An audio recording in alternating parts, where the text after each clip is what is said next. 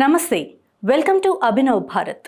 Red book AP రాజకీయాల్లో సంచలనంగా మారిన టాపిక్. ఎన్నికలకు ముందే నారా లోకేష్ దీనిపై హెచ్చరిక చేశారు.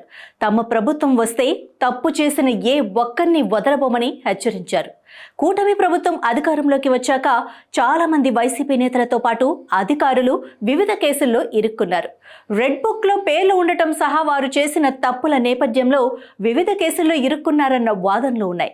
తాజాగా చాప్టర్ 3 పేరుతో లోకేష్ చేసిన వ్యాఖ్యలతో ఏపీ రాజకీయాల్లో ఇంకాస్త వేడి రాజుకుంది. అసలు చాప్టర్ 3లో ఎవరు ఉండే అవకాశం ఉంది? పేర్లు ఉన్న వారి పరిస్థితి ఏంటి? Just watch this story.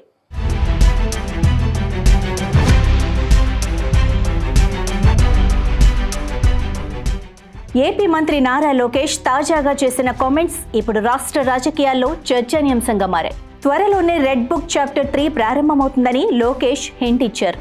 చట్టాన్ని ఉల్లంఘించిన వారికి ఖచ్చితంగా సినిమా చూపిస్తామన్న లోకేష్ త్వరలోనే 3వ చాప్టర్ తెరుస్తున్నట్లు వెల్లడించారు.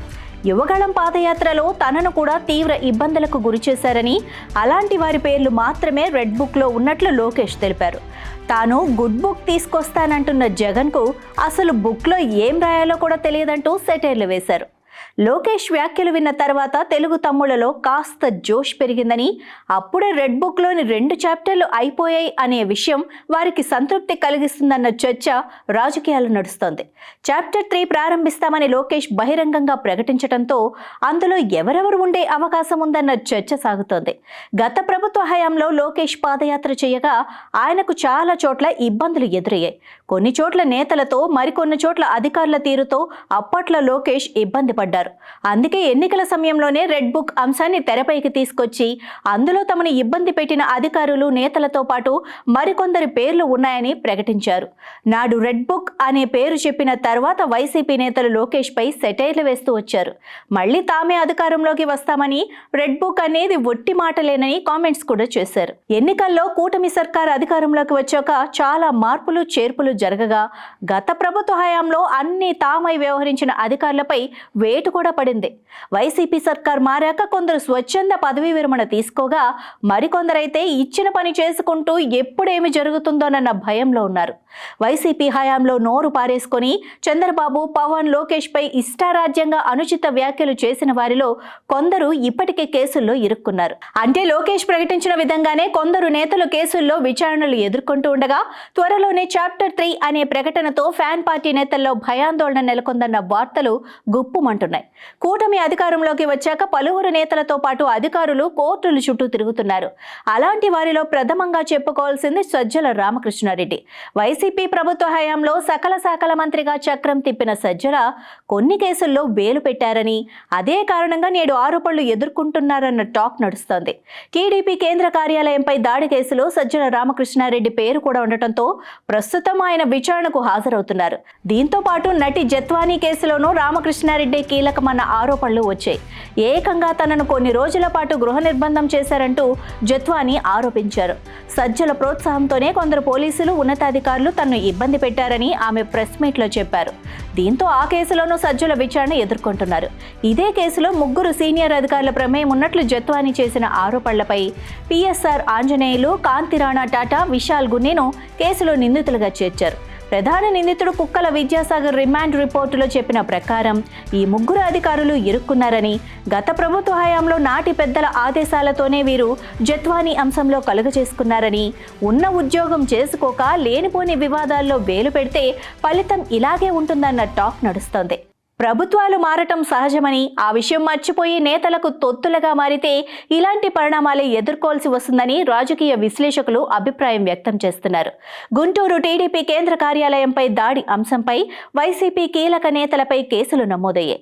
గత ప్రభుత్వ సలహాదారుడు సజ్జల రామకృష్ణారెడ్డితో పాటు మాజీ మంత్రి జోగి రమేష్, లేళ్ల అప్పిరెడ్డి, దేవినేని అవినాష్ కూడా కేసులో ఉండగా మరోవైపు జోగి రమేష్ తనయుడిపై మరో కేసు కూడా నమోదైంది. అగ్రిగోల్డ్ భూముల కొనుగోలు అంశంలో ఫేక్ డాక్యుమెంట్లు సృష్టించి ప్రభుత్వ ఆధీనంలోని భూములను కొనుగోలు చేశారంటూ అతనిపై కేసు నమోదైంది.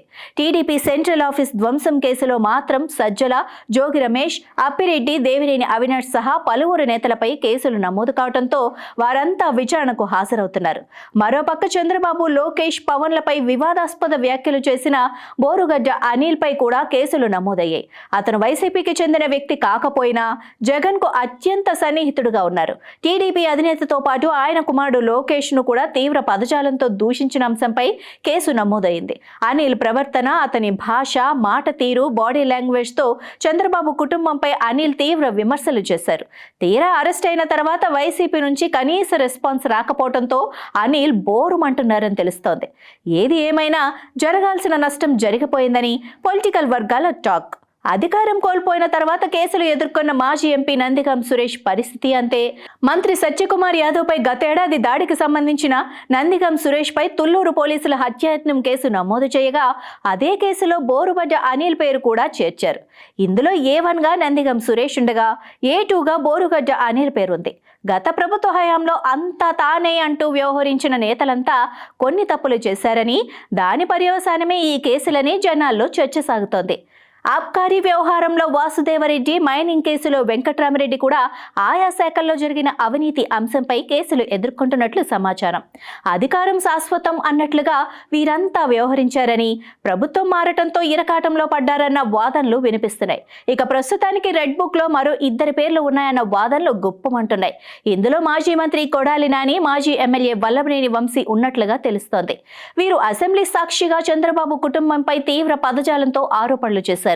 ఒక రకంగా చెప్పాలి అంటే టీడీపీ అధినేతను కంటతడి పెట్టేలా చేశారు. ప్రస్తుతం వీరిపై చిన్న చిన్న కేసులున్నా 3వ చాప్టర్లో వీరే ప్రధానంగా ఉండబోతున్నారన్న వార్తలు గొప్పమంటున్నాయి. వీరిద్దరిపై పోటీ చేసి గెలిచిన యార్లగడ్డ వెంకట్రావు, వెనిగండ్ల రాము సమక్షంలోనే విదేశాల్లో లోకేష్ తన రెడ్ బుక్ చాప్టర్ 3 గురించి ప్రస్తావించారు.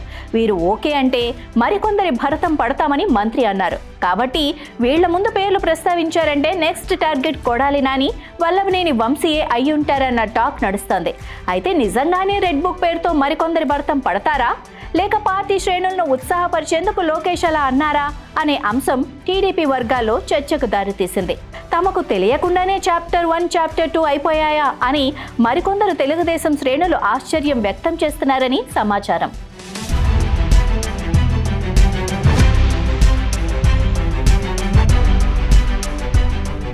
నాయకులారా, మీ పనితనం మీ అధినాయకులకు తెలియజేయాలనుకుంటున్నారు. ప్రజలారా, మీ సమస్యలను మీ నాయకులకు తెలియజేయాలనుకుంటున్నారు. ప్రజా సమస్యల పరిష్కార వేదిక మీ అభినవ్ భారత్.